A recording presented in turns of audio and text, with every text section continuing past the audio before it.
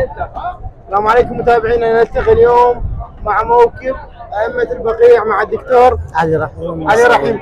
دكتورنا، شلون يشوفون الأجواء السنة عن كل سنة في محرم؟ بسم الله الرحمن الرحيم.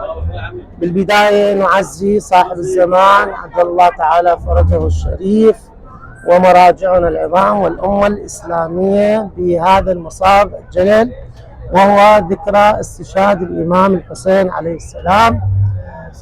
نحن يعني بالنيابة عن موكب أئمة البقيع السادة الأجلاء خدام الموكب، نقدم 3 وجبات أكل للزوار والمشاية اللي احنا هسه موقعنا في الموفقية شارع بغداد.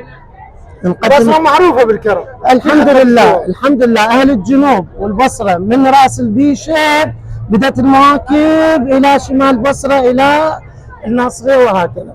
نقدم احنا وجبات 3، وجبة ريوق للمشاية، ووجبة غداء، ووجبة عشاء، بالإضافة إلى الماء، إلى العصائر، الشاي، القهوة. دوركم الفعال دكتور في الموكب.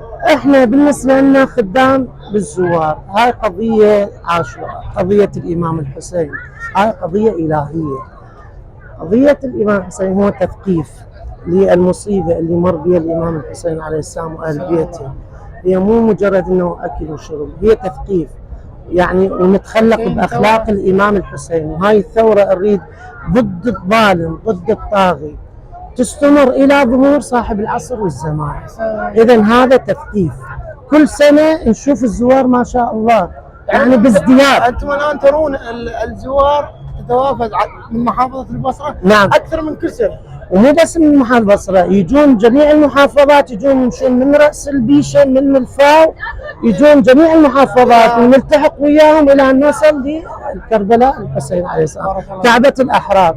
ورغم أنه الظروف، أنه درجات الحرارة وصلت فوق 50 درجة مئوية، ورغم أنه الناس بسطاء يعني رغم إمكانيات بسيطة، شوف المواكب بازدياد، شوف الزوار والمشاية ما شاء الله بازدياد، يعني حتى يقاومون الظروف غير الطبيعية. بارك الله فيك. هذا انه شيء بسيط نقدمه لاهل البيت سلام الله عليهم. بارك الله فيك دكتور. الله يحفظكم ويرعاكم ان شاء الله وماجورين. حياكم الله. الله يحفظكم. الله يرعاكم ان شاء الله.